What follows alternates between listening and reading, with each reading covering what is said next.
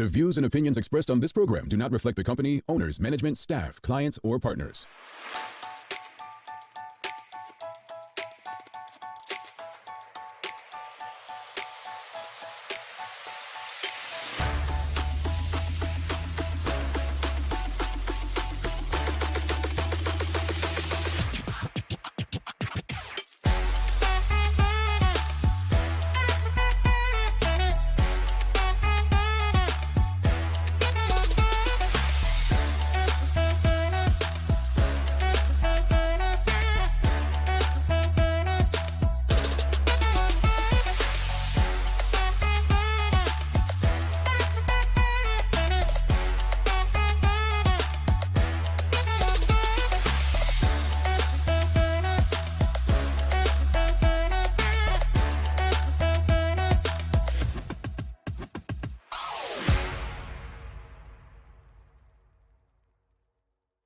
It's Thursday,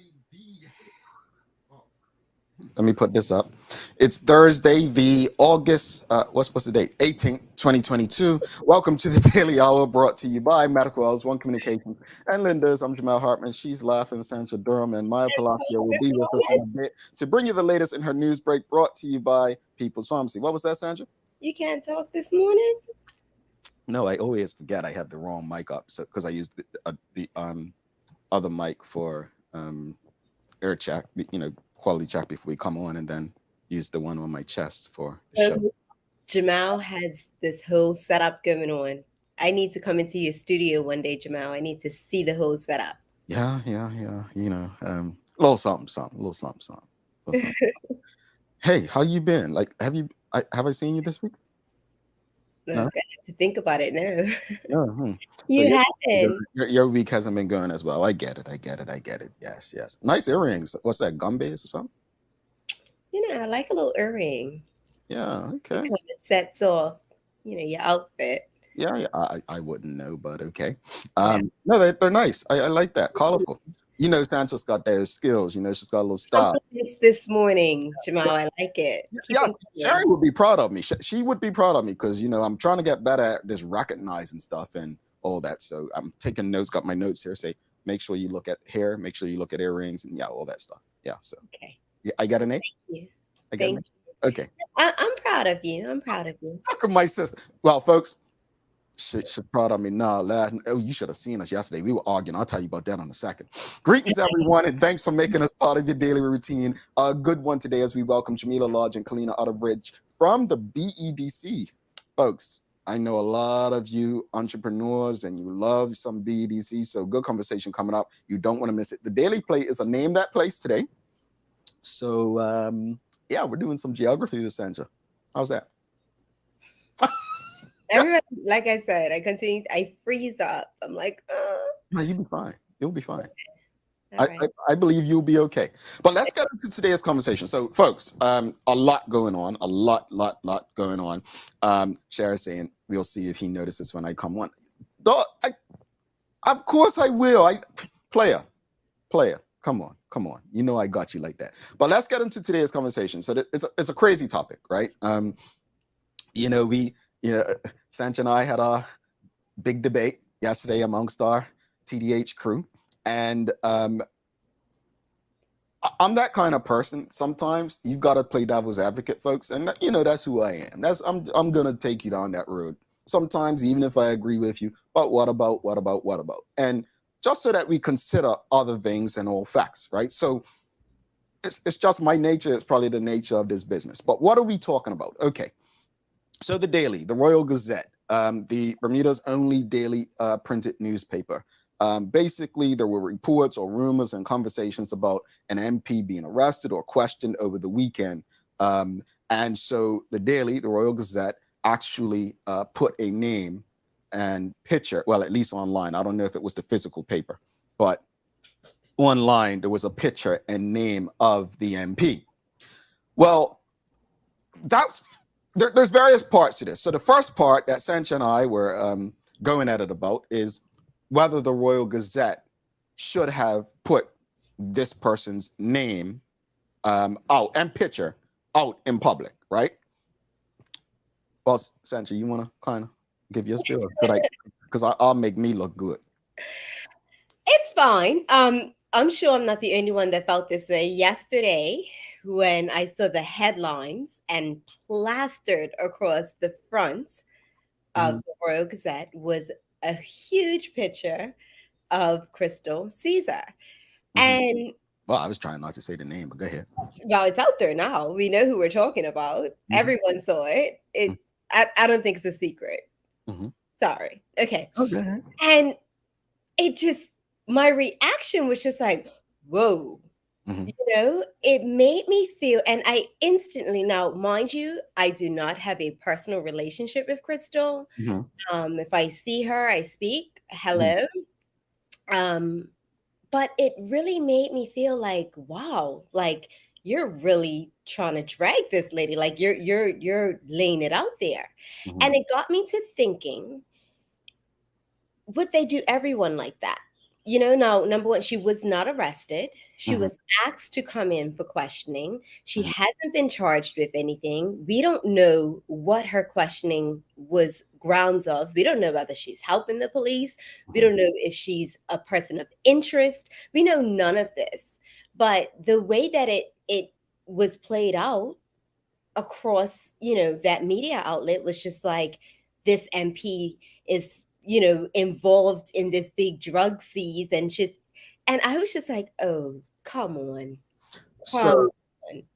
So basically, you believe the daily newspaper was wrong in plastering her picture and her name in public. So, let me say this. I don't think that they were absolutely wrong, but I think that if you're going to do it for one, do it for all. Right? And when you approach it.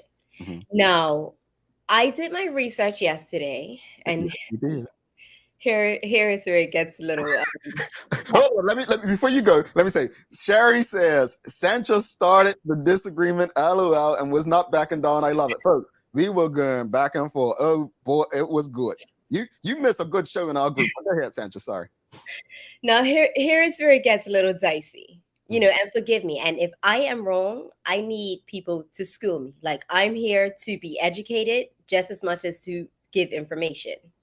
Now, look, he's sipping.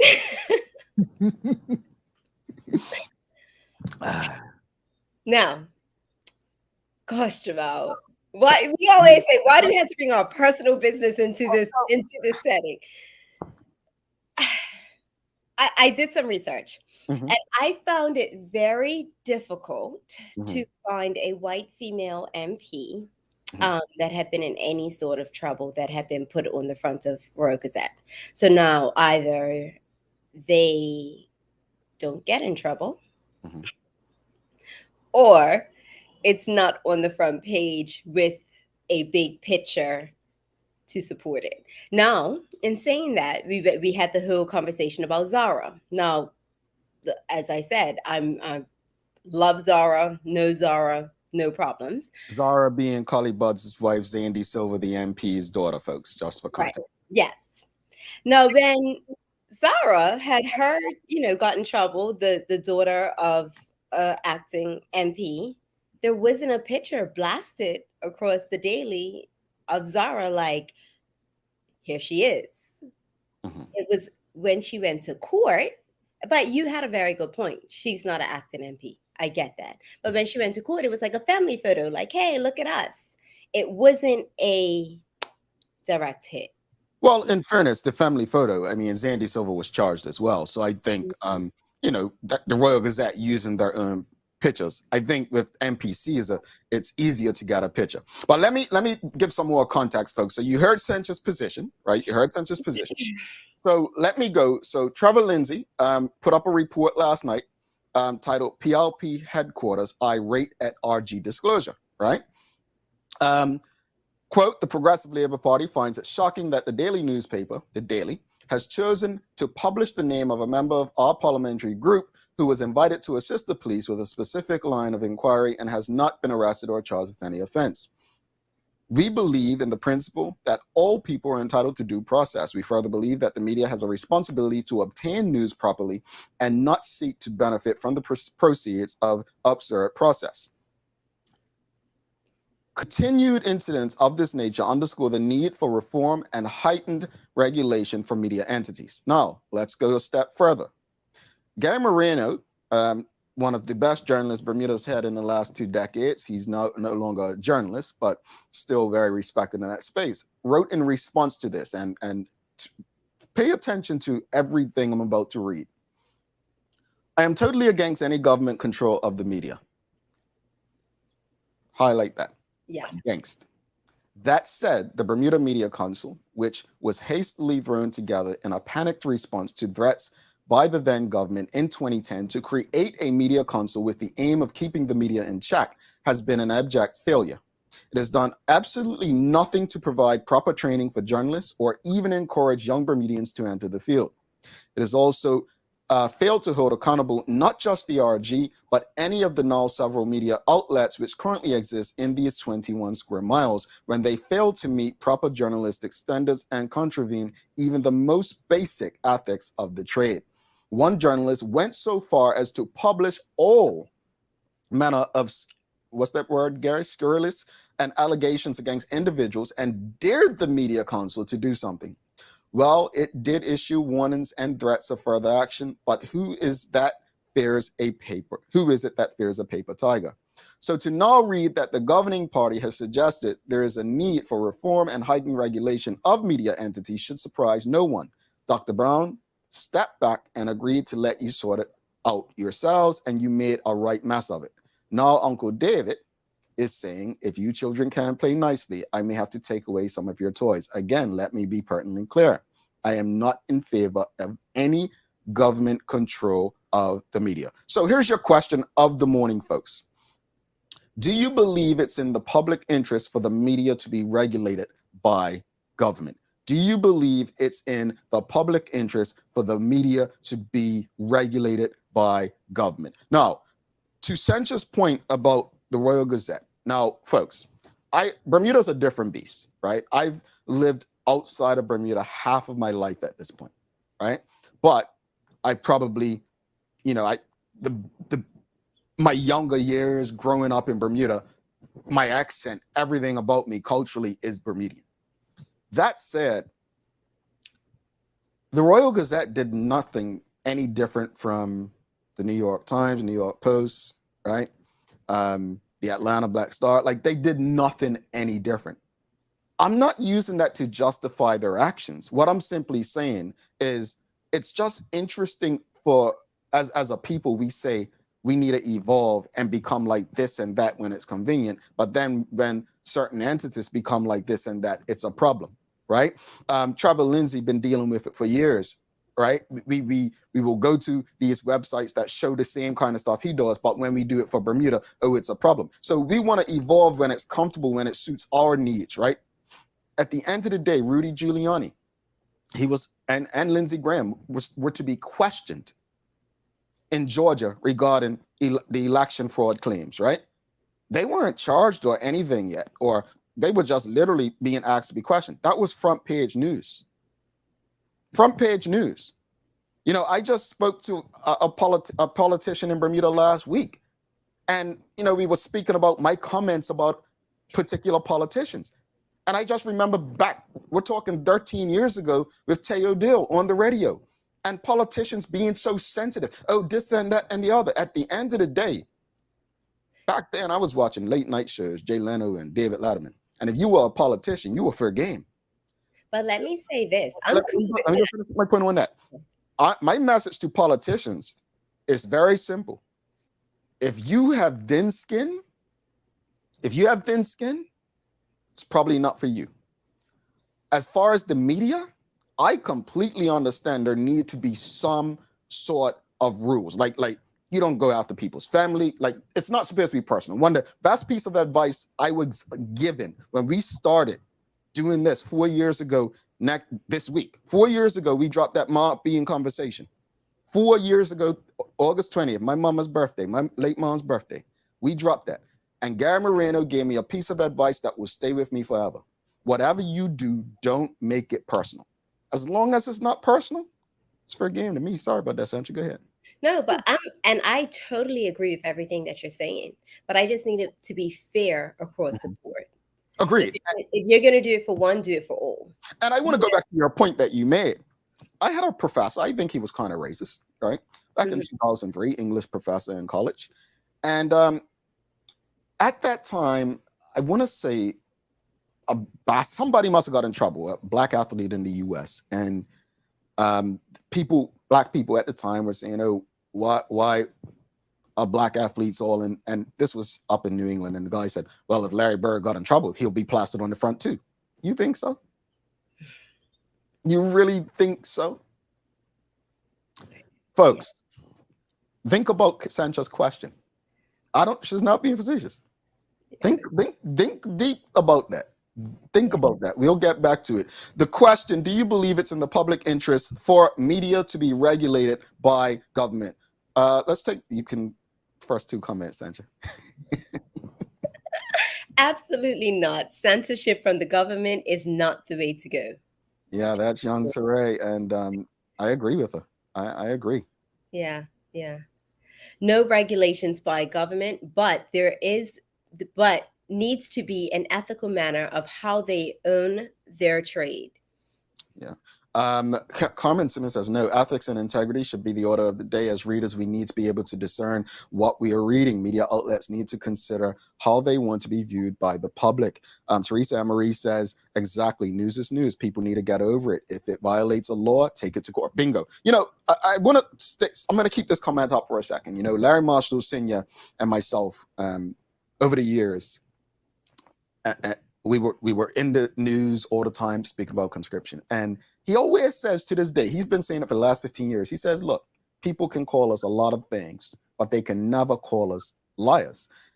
Folks, you all think I'm crazy and I say what I want on this show. That's not the case. I said, I'm very respectful, but I know, contrary to popular belief, I'm very respectful. But there's a reason for that. At the end of the day, I've had people speak to me about making certain comments because at the end, I don't need to disparage anyone to make my point. None of us should have to do that. We don't have to defame people. There has to be a way to do this respectfully. And there is a way to do this respectfully. So I do think, here's my biggest problem. I'll say this publicly, and not taking private conversations public, but that media council was a joke from the start. You cannot put people there who nobody respects, because then the entity is not going to be respected.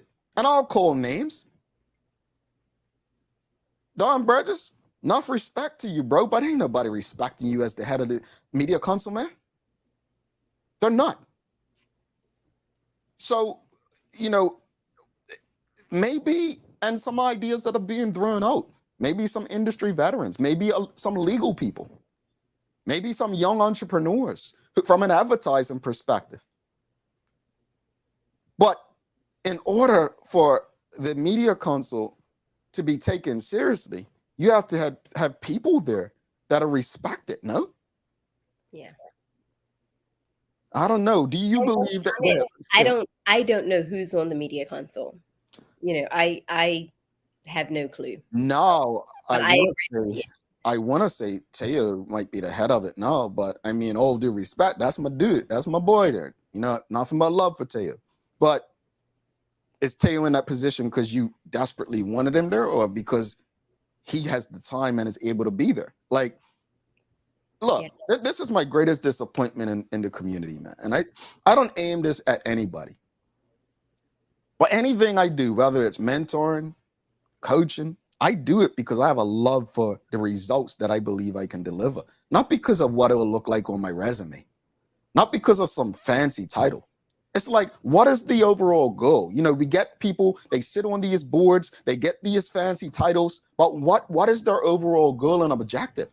Oh, I'm now on the road safety board. I'm now on the alcohol or board, or I'm now on the media council. Like, what does that mean if it's not moving sticks to improve our community overall? Like, how has media improved? Folks, we got to ask some questions, because if not, I'll tell you what happens. And we saw it during COVID. When we don't behave like adults and make adult decisions that are in the best interest of the populace, guess what the government does? They make our decisions for us. Do we really want that? No. Yeah. I mean, that cannot, when you have a government that starts censoring media, that's not a good idea at all. Yeah. At all. Yeah. I mean, wouldn't they want to shut up Sancha and Sherry and them? Because you know how they are, folks. You know how they are. First person they're coming for is you, Jamal. Maya and Leanna out here doing their thing. I don't know, they ain't got nothing to do with me. I'm just sitting out here, mind my business, trying to be the good Samaritan. That's all. Rosalind Famous says no, but she goes on to say, follow ethics and professional conduct of journalism. So, folks, you all feel you don't believe it's in the public interest. Not one person said yes. There must not be any PLP supporters in this audience. I'll say this much. I sympathize with the MP. I do. I sympathize with her because I know what it's like to be plastered on the front page. They arrested me for conscription, not going to the Bermuda Regiment. And they put me on the front page of these idiots taking me from my job, right? But you had just arrested some brothers for a murder down Crow. And I was the bigger story. Folks, I get it. Trust me. I get it. Like I said, to my point yesterday when I was doing my research, I promise you, I only found Black females only.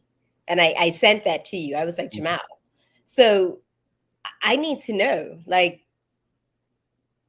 I need to know. Folks, trust me, you want to be in our convos, man. We're mild on air right now with it. We toned it down. We definitely toned it down, and I'm choosing my words, but Jamal got it raw yesterday.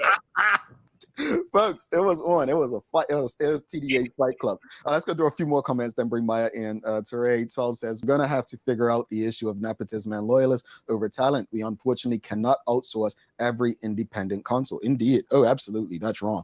Teresa Marie says, I reckon Bill Zul is one highly respected journalist. Fair and respectful is usually respected.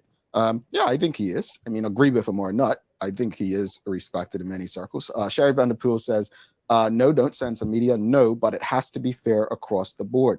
And Tereto says, unless we develop partnerships with other OTs who face similar small jurisdictional challenges. And that was to her comment.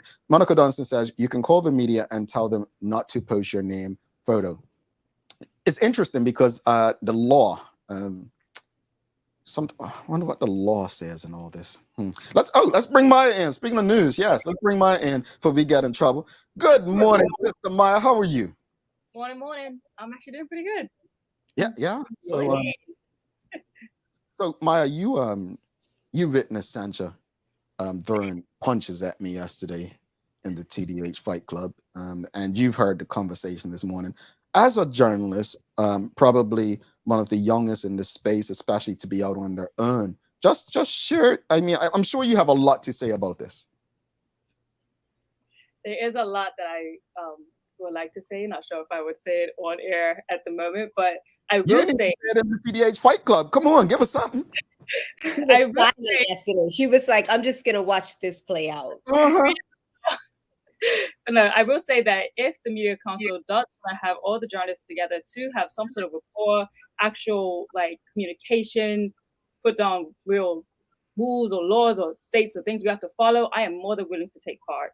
Like that is 100%. I do recall mentioning a lot of times in my earlier stages, I guess like at the end of my university stage, I was like, no, I don't want to go back home to Bermuda because I felt personally my family sort of taken aback by some news outlets, and I was just like, I don't think it's fair, I don't think it's ethical, and I don't want to be a part of that, which is kind of reason why I've stood alone for some parts, because you know I always want to go for the ethics and the fairness, and I've got a lot of great journalists who have stood by that, and then reading reports that sometimes I don't always agree with. And I know that in a diverse newsroom, there are bound to be disagreements, but I do know that in a diverse newsroom, there's bound to be more fairness in your reporting. So that's kind of where I've stood. If you're not progressing, then it's very hard for me to want to work alongside. Yeah. It's an interesting one, and I think this conversation could go on. I'm sure we will carry it on in our group, because at the end of the day, folks, again, from my perspective, I just feel like, I have to challenge my colleagues, these guys. Like, I have to challenge them, because we get on air and we have to ensure that, we're not just sharing our opinions, but we're sharing our opinions based on, as Sencha was doing her research and facts and so on. And then it makes me have to go and look up certain stuff. But we're in this space, so we're just as responsible what we talk about, how we speak of things. And, we have our own challenges backstage of whether or not we should repeat certain things. So I appreciate and respect all of them, even when we go at it, which you guys, I love it. I was happy. And so Maya, let's get to your news break before I get back into it. You ready? Let's get to it.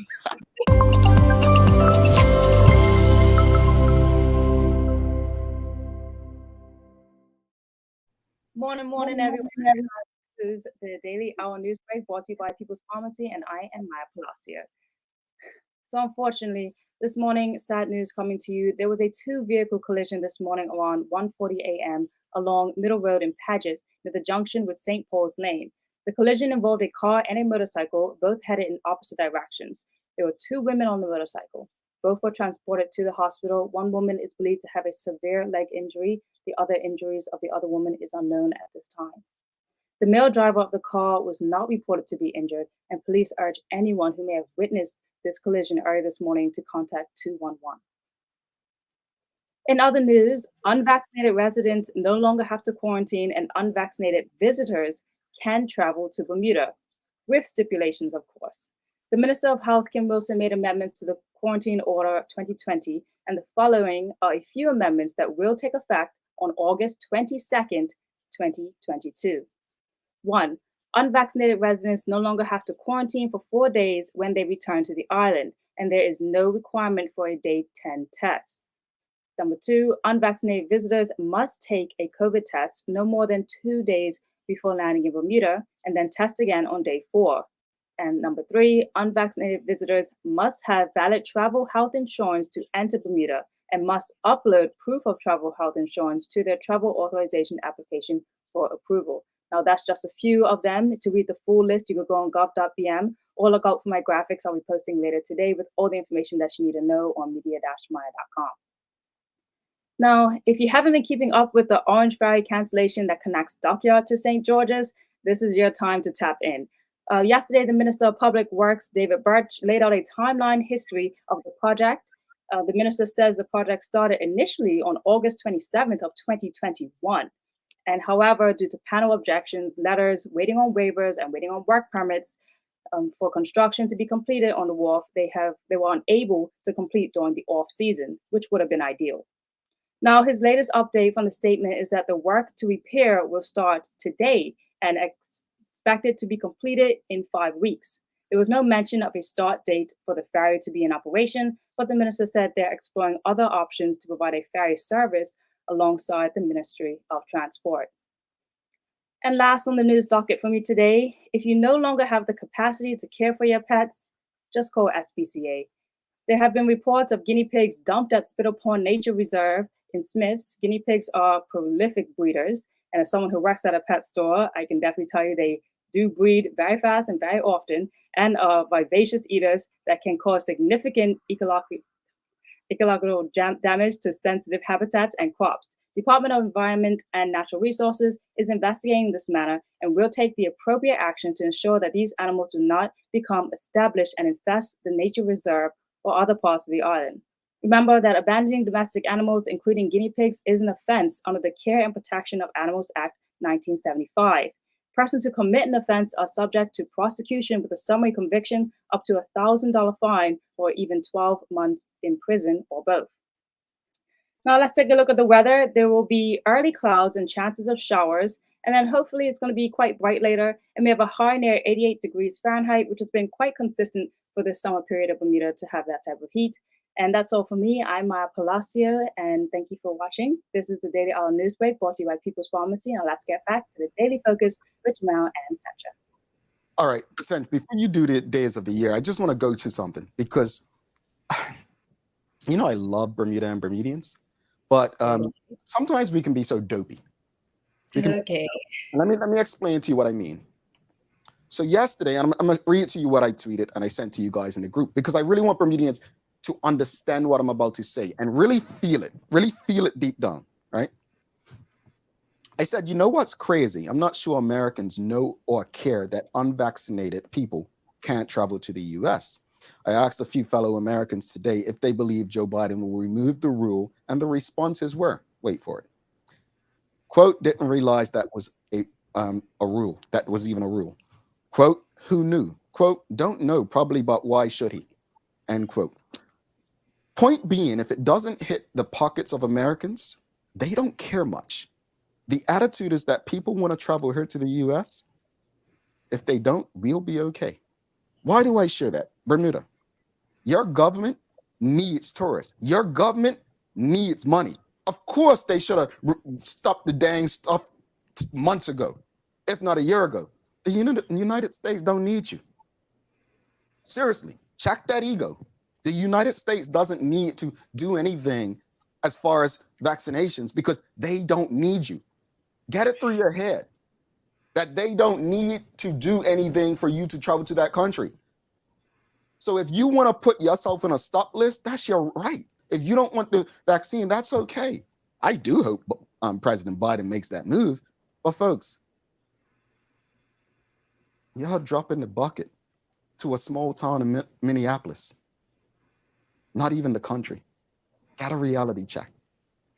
There's so many people after they saw that, they were like, oh, so now the US is gonna. No, the US is not gonna. Don't be dopey. Don't be dopey. Go ahead, Sancha. Sorry, days of the year.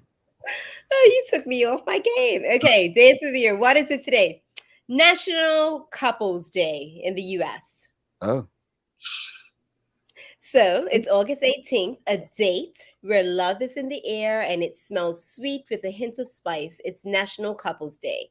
Time to celebrate the one you adore, your partner in crime, your ride or die, or your pain. Like spending money again. Love isn't always easy, but when you find that special someone, it's definitely worth it. So you should tell your partner every day how you feel. Today is definitely the day to light some candles, turn the lights down low, and dance to your favorite song. Shavar, are you going to be sweet today? You don't have to spend money. You do not have to spend money. Jamal, do you cook? I can do a little something. So you should cook dinner tonight. We're going out. We're going out. We're going out. Look, you want to spend money. No. See, now you're starting trouble. You're starting trouble, Santa. You're starting trouble. Anyway, you have a wonderful day. We go into a break. We've got important guests coming up. Jamillah, Colina, Outerbridge, talking BEDC folks. She's starting trouble. Maya, we'll see you tomorrow. You'll see me tomorrow. Oh, thanks, Maya. She trying to scare Maya from coming back. Folks, Maya Palacio there. Stick with us. We're coming back with some guests. Mushy. Whatever, Sherry. Peace. Stick with us. We'll be right back with our guest for the day.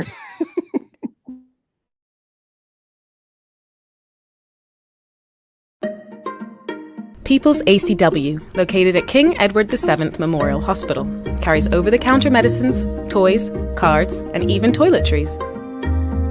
Our knowledgeable staff are there whether you're at emergency, visiting family, or a member of BHB staff, to show you our best even when you're feeling your worst. People's ACW, we're here for you.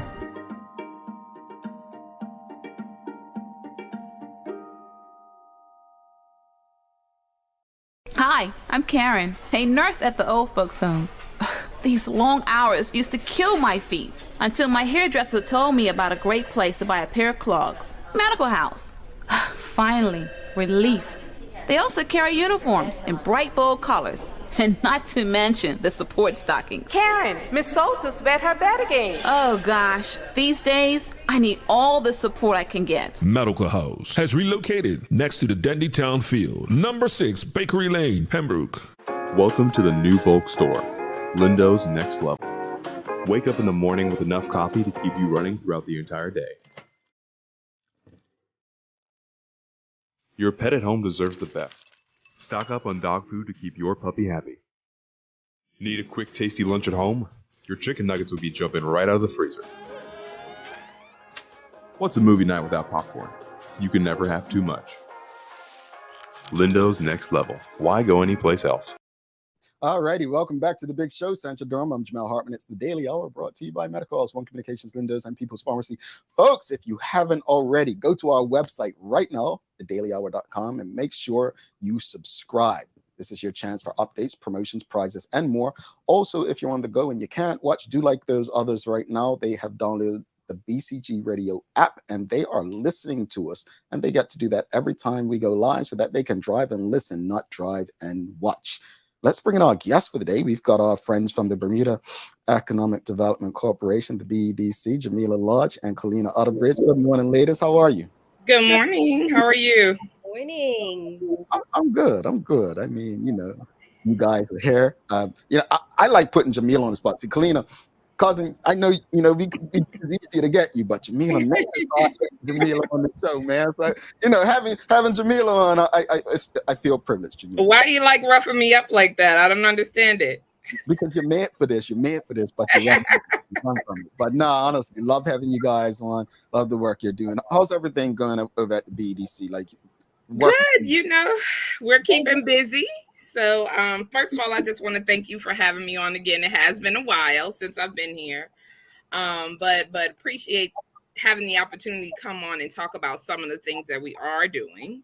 And Sancha will know a little bit about this program that we're going to talk about. So feel free to chime in if you desire.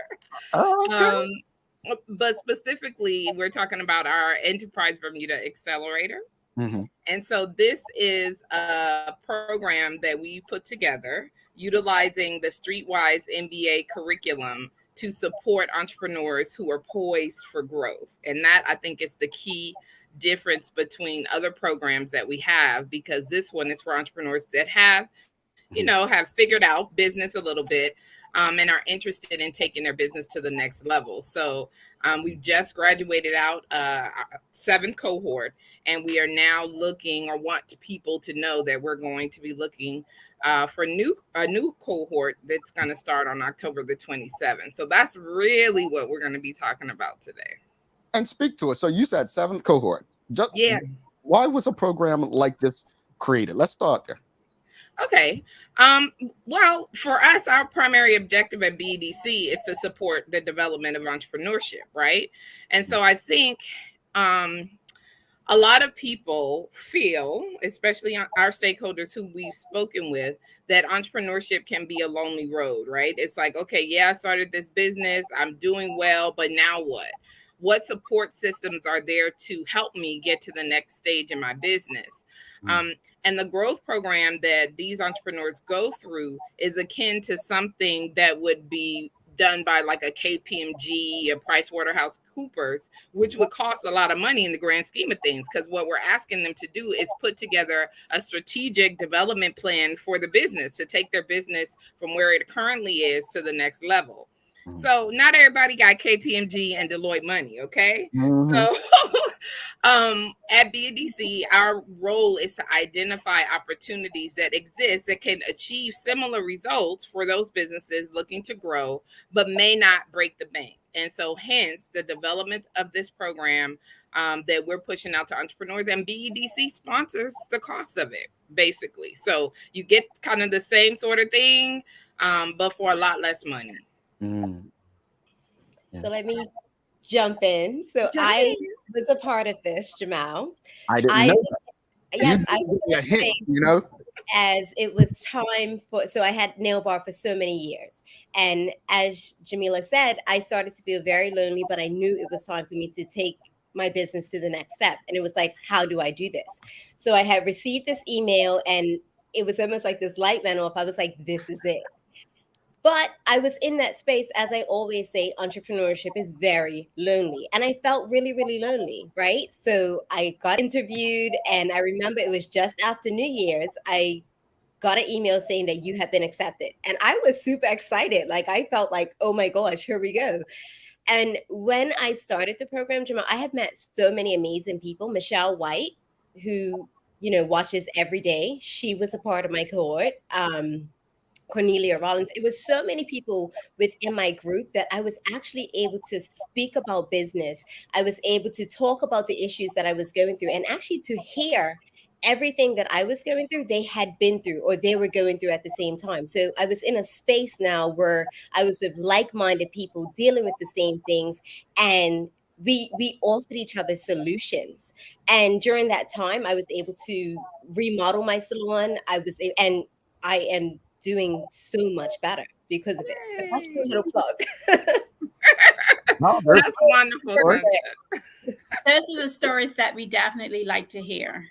Yes. So with that being said, I know the answer to this, but for our audience, what are the key areas that the program focuses on? Sure. So the tagline or the curriculum is called the Streetwise MBA, right? And so, as you know, in an MBA program, a lot of the learning is built on case studies. You look at case studies, maybe of Google or Facebook, how they did what they did, and see if you can replicate it. This curriculum uses the case studies of the actual CEOs or participants in the program. So really what you're doing is you're going through scenarios as it relates to your direct business. And so I think that gives each participant an opportunity to get right into it, right? So we're working directly on our business from the start, as opposed to thinking of it theoretically. You're actually doing the hard work as you're going through the curriculum. So it's about a 6-month program, and typically it's broken up into 2 different steps. So you have the curriculum, which is the Streetwise MBA, which was created by Enterprise. That's our partners out of Boston. And then you have what we call CEO mentoring groups. So in addition to getting the work from the facilitator in the class and discussing and going over your individual case studies, you have the opportunity, like Sancha mentioned, to work with other CEOs in separate groups, and you do this work together. You build on this work. And the ultimate objective through the program is for you to create a strategic growth action plan. And that is your plan that's going to get you from where you are to where you want to be in the next 3 to say 5 years. So you're creating these strategic growth goals, smart goals, right? With actions, you're specifying exactly what you want, who's going to do it, when it's going to be done by, because you're trying to create this roadmap that's going to get you to the next stage in the development or the life cycle of your business. So that's kind of what, and I forgot to mention guest experts, because we don't know everything, right? So we invite industry experts within Bermuda to talk about specific topics that can actually help the businesses grow and identify different market share opportunities and that sort of thing. So. And maybe Colina can speak more to that, because she actually was co-facilitating with this last cohort.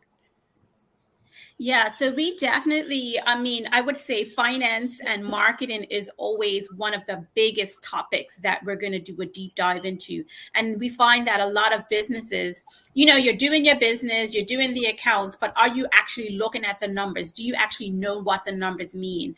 And it was so good to hear the feedback from the participants, from the CEOs, because they're like, oh, I never looked at ratios. Oh, I never knew what that number's for. And being able to look at your financials. So having those big topics are going to be really important to, what your business needs. And even the marketing aspect, we had a guest speaker come in and, they talk about the different analyst things, the clicks and, how much people, if you're advertising, how much money do you need to spend on advertising? What are the things you need to do to get your business out there? So it's really interesting to go through the course, go through these different topics and see what applies to you and what you need, like Sancha said, to take your business to the next level. I know for me, and Colina would tell you, I had messaged her on the side because the financial part was not my strong suit, right? That's kind of where I lacked. And I was really nervous about it. It was like, okay, how am I going to get through this? And for those out there that are actually thinking about this is where you're going to get that support. They have the accountants. They are going to break it down for you. They're going to show you, how to get to the next level. So even if you feel like, oh my gosh, my business is not in a good space, or I feel like I'm a mess, or I'm all over the place, financially, I knew the money was there. I knew the money was coming in, but it was like, how do I organize this? How do I make this make sense? And I can say that coming to BEDC and being in this program, it allowed me to understand it. So yeah. I'm just shocked that You don't have to know everything about everybody, Jamel. I mean, we were arguing all day yesterday, and she not once mentioned any of this. So, like, I'm just saying, I see what the relationship is. Jamel is very rarely lost for words. Yeah. But it worked out because I think for us, we, Colina and I, we work for BDC, and we put in the time to identify these programs that we think can help. But it's a lot different when you hear it from entrepreneurs who've actually gone through the program.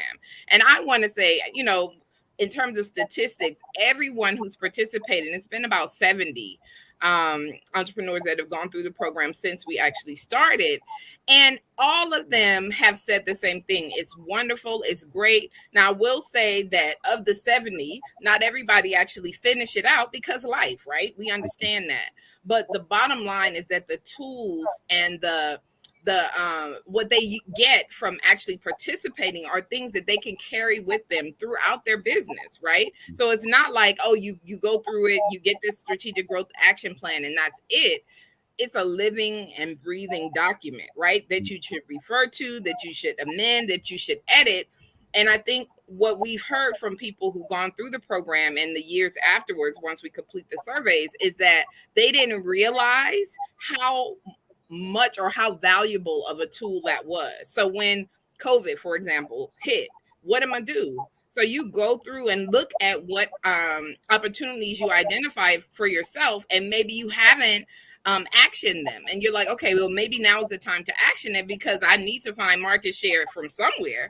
So what did I go through? How did I strategically look at my financials, look at the opportunities to identify where I can potentially grow this business or identify another opportunity for income? So I think it's really about creating opportunities for businesses now and in the future. And that's really what our goal and objective is through this program.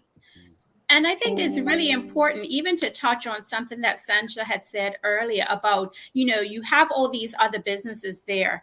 And I know that there was great dialogue, like businesses were able to share. They felt comfortable. It's a space where, a lot of times when you're in business, you don't want to talk to other people and you want to keep it to yourself.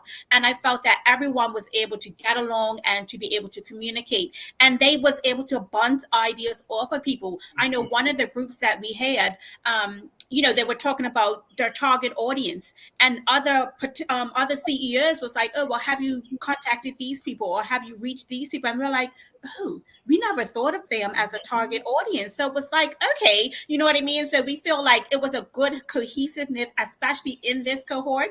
It was my first one being a facilitator with, so it was good for me to be able to see that. But it was great, the dialogue that actually happened in the class, with everyone being able to bounce ideas off of each other and being able to share, like Sandra said, what they learned in their business can help somebody else in their business. Just to give a small point, in early days, we were telling people, what our business was about, what we do. And one of the things that came out of it when we first started Nail Bar, our tagline was Nail Bar, where it's all about you. And when we started talking about it in our groups, everybody was like, Nail Bar, you do more than just nails. And I think it was Michelle, it may have been Michelle White, who was like, it should be Nail Bar, we're more than just nails. So now Nail Bar is Nail Bar, more than just nails. So little things like that came out of it where we weren't thinking about that, and people understand now we are more than just nails. So hold on. Michelle White, who's part of the TDH community, who was at our TDH community event, like you all. Yes. You know what? I'm stealing your next one. He's feeling left out. Don't feel like that, Jamel. I'm just saying. Society, Jamal. I got a question that came through text just now. I got a question. Okay. And the question is, how can this program help people in trades? Because it seems as if it's catered to just retail. Do you take Absolutely not. Absolutely not. And I'm glad you asked that question. In Sancha's cohort, We had decor painting and contractors who participated in the program. This program is not teaching you about your business. You guys are the CEOs. You know what to do. You know how to run your own business. This program is teaching you to think strategically, right? A lot of times, especially in the trades industries, I think owners of companies get so bogged down with working on the business. Which house do I have to build? Which brick do I have to lay? What do I have to paint? That you never step back and look at your business holistically to say, how can I grow this business? I'm tired of being the one that's doing all the work, right? Who do I need to bring into my business to help me get to the next level? And that's what the Enterprise Bermuda Accelerator does. It's agnostic when it comes to industry, okay? The things and the terminology and the way in which you're going to be thinking. Again, remember, the case studies are your own business. So whatever business that is, whether it's retail, whether it's in the trades, whether it's a doctor's office, you are using your own business as the case study to go throughout this curriculum for the 6 months. So it's definitely, don't think that it has nothing to do with industry and all to do with how you think strategically about advancing your business. And the goals are yours, right? It's not shared goals. It's whatever you identify as what you want to achieve in the next 3 to 5 years. That's what you're going to be setting, and that's what you're going to be working throughout the 6 months. Let's go back. We're running out of time, but I want to get to some questions from the audience. Rosalind Fane is asking, what is the criteria for selecting participants? Good question.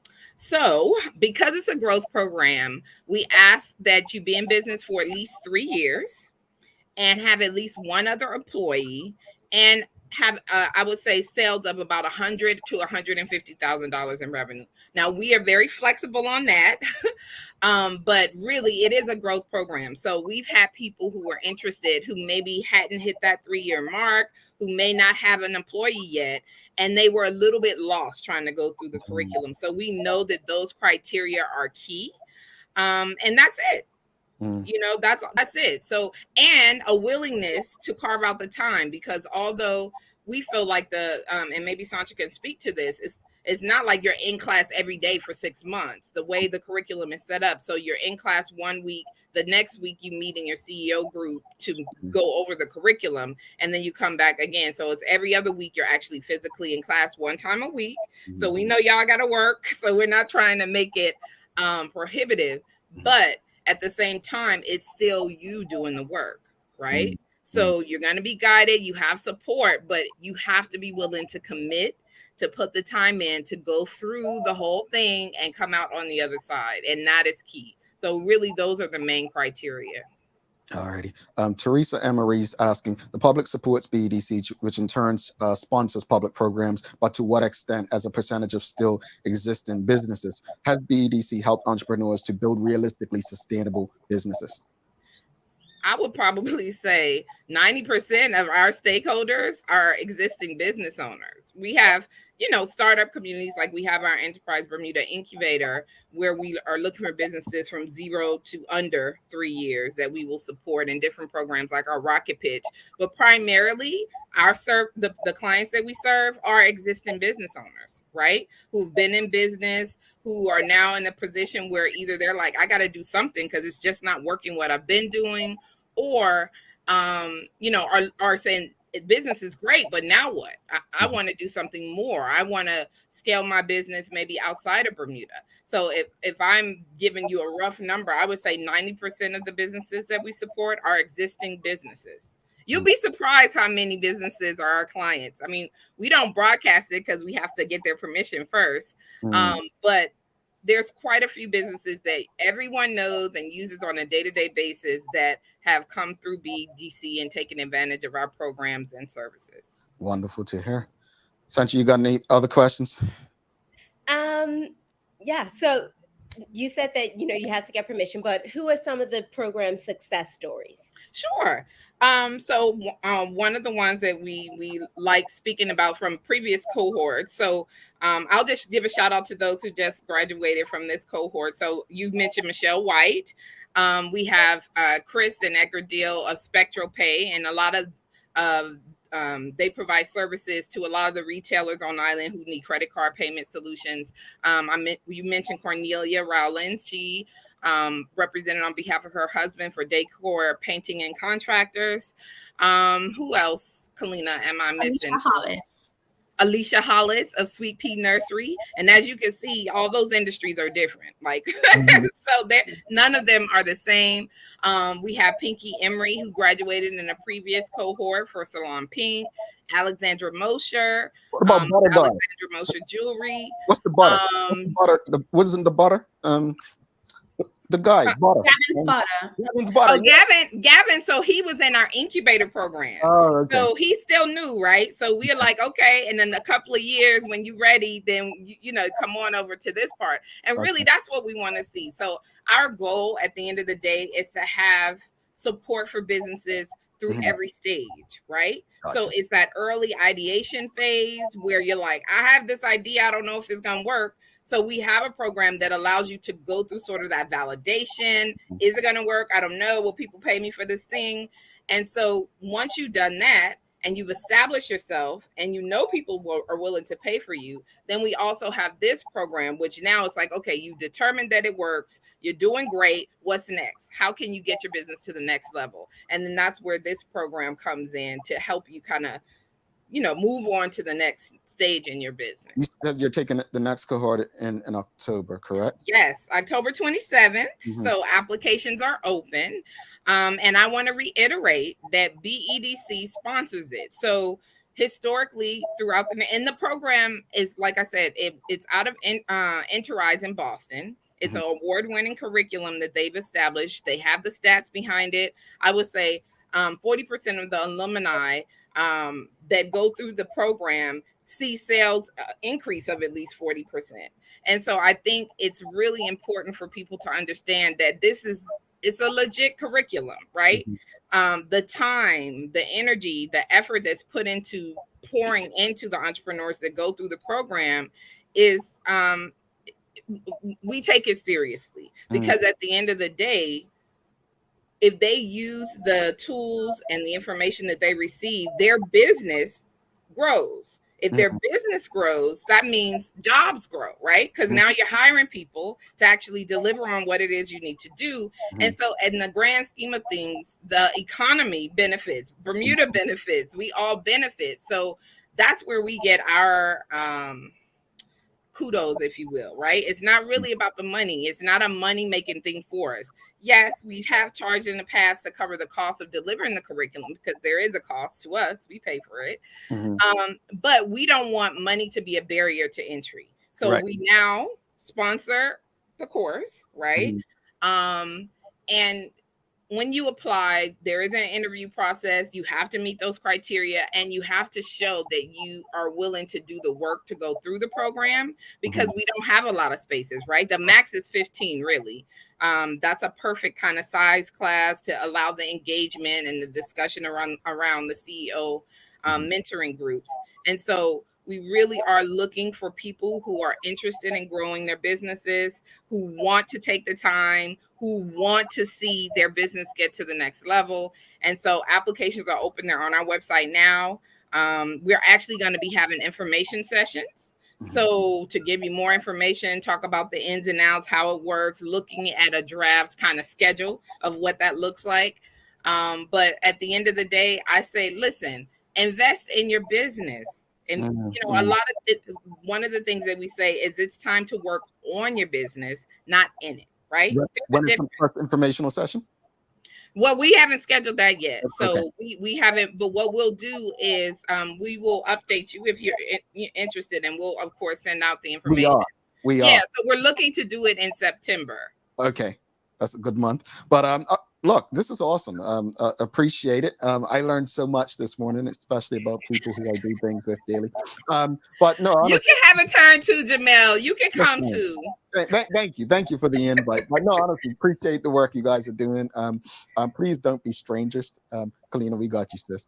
Please don't be strangers, and let us know how we can continue to help and support grow entrepreneurship in our community. Because as Craig Simmons, the economist and lecturer at Bermuda College, said, entrepreneurship is going to be the way to improve our economy. So thank you for the work you do. You're Jamal, absolutely right. add That's one the thing. way. We know that, right? Yeah. I just wanted to add one thing. I will say to your listening audience, if they go onto www.bedc.bm and register to become a member, we do have monthly newsletters. And so all this information about our upcoming events, as well as this new cohort, the information sessions will be in our newsletters, as well as we email it, to all our members. And so that's another way of how people will be able to get this information, as well as on our social media pages. All righty. Follow BEDC, folks. Thank you so much, Jamillah and Colina. Thank you. It's good to see you, Sanja. Thank you. Into me. Talk to you soon. Thanks, guys. Have a great one. Have a good one. Bye-bye. All right, folks. If you found that conversation with Jamillah Lodge and Colina Outerbridge of BDC helpful, you know what to do. Give us a thumbs up, a love, a like. We're going to take a quick break, and then we'll come back. We're going to wrap it up, give you the daily play as well. Sancha, you better be ready. A lot happens around your home. That is why at One Communications, we have introduced affordable security and video monitoring, because everyone should be able to afford to protect their family. Anytime, from anywhere, One Home Security keeps you connected and puts security in your hands with an easy-to-use smartphone app to control everything. Home security is important to keep you and your family safe. Motion-activated cameras around your home and security monitoring within create a complete security system providing protection both inside and outside your home. Professional monitoring means that there's someone on call with 24/7 protection to notify the authorities and help keep you and your loved ones safe.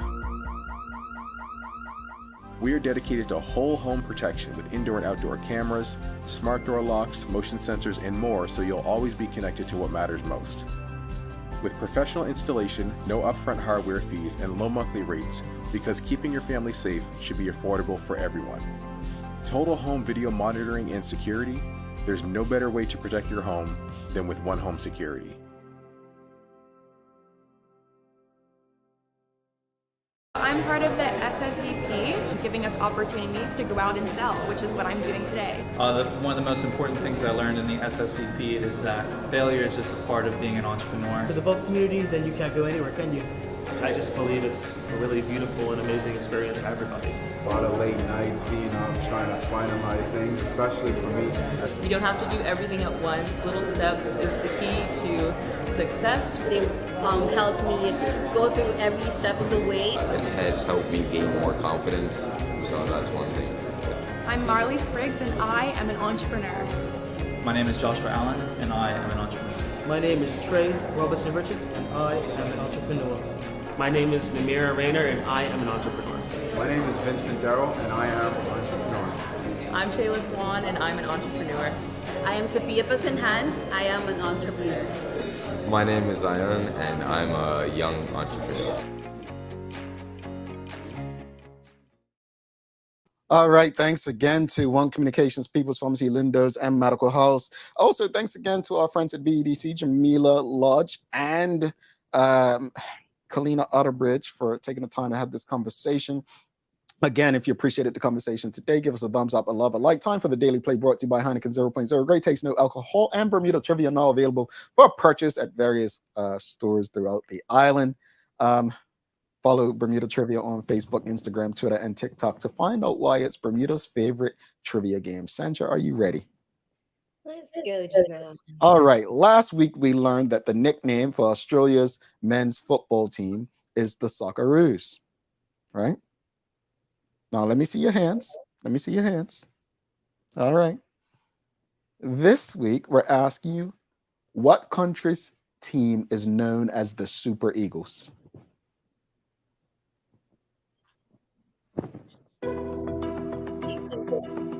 The Super Eagles.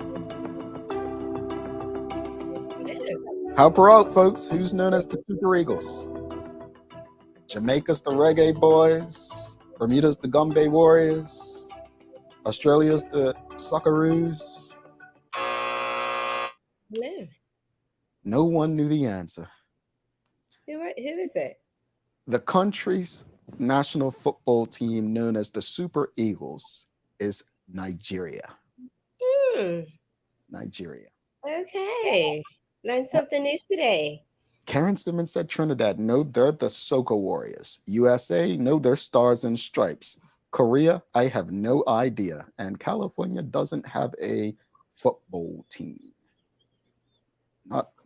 I don't feel so bad today. No. I think everyone's on your level today, Sancha. Any final thoughts on the discussion this morning? And then our you know, I think it's a general consensus that we feel that media should not be, we shouldn't have all these rules and regulations and all that sort of stuff. But I think that media has to take responsibility. And as I said already, if you're going to do for one, do for all. Like, I think we have a really hard time saying that the Royal Gazette is this is my opinion. Look, I'm biting my words again. Jamal's looking at me like, where's she going? We just want it to be a legitimate source. How about that? Okay. Yeah, I put it kindly. Okay. Yeah. And as far as BEDC, you learned something new about me today, Jamal.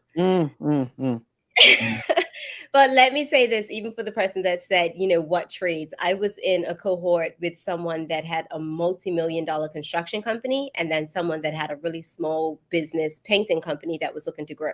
So no matter what business you are in, I think that you should at least try to find out about it, and see whether you feel like it's a good fit for you. It does take up a lot of your time, even though it's every other week, but it's worth it.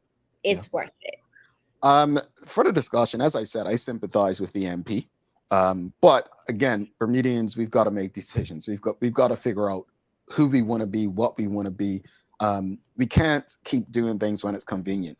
If we want to be like the rest of the world, which I think is dangerous, then we can't pick, choose, and refuse what that looks like, right? So the Gazette, again, they're doing nothing any different. But if we decide we want to make cultural changes that are in the best interest of our country, then we may need to govern ourselves accordingly. I don't believe that the government should be regulating the media, but I believe that the media needs to create an organization that is respected, that people are going to adhere to the rules that are set in place. And I don't quite think we have that as of right now. As far as the BEDC, look, folks, there are two people that have inspired me when it came to entrepreneurship on this show. One was Sancha, which I've spoken about, and Dakia O'Brien. Why?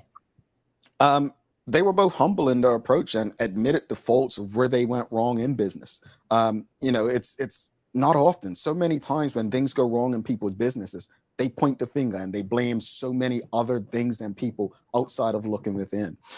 When you take accountability for the shortfalls of your business, Dakia O'Brien was very honest. Just like, look, I'm a chef. I'm not an accountant. I don't do HR. I'm not marketing, right? There's so many different aspects. Sancha mentioned finances. I'm going to tell you, if you're planning on going into business, I can read a financial statement, but the amount of time it takes me to do one versus CPA, you best believe I welcomed my good friend and college classmate and CPA on as a business partner because it made things run a bit smoother. So take advantage of these opportunities.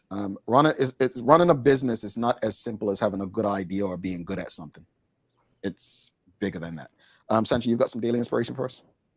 I see, Jamal, I get so lost when you start talking. I'm like so into it. So it doesn't matter who you are, where you come from. The ability to triumph begins with you. Right on. Always. Begins with you. Thanks again to our partners, Medical House, One Communications, Lindos, and People's Pharmacy for ensuring that we're able to do this with you on a daily basis. As always, we appreciate you, we love you, and we thank you for making us part of your daily routine. If all goes well, we'll be back to do this again with you tomorrow. We've got a big guest, big guest tomorrow, folks. A big guest. She's Sancha Durham. I'm Jamel Hartman. My friends, make it a safe and great day. I can't wait till tomorrow. We're out. I got a mug and she don't. Stop it, Jamel.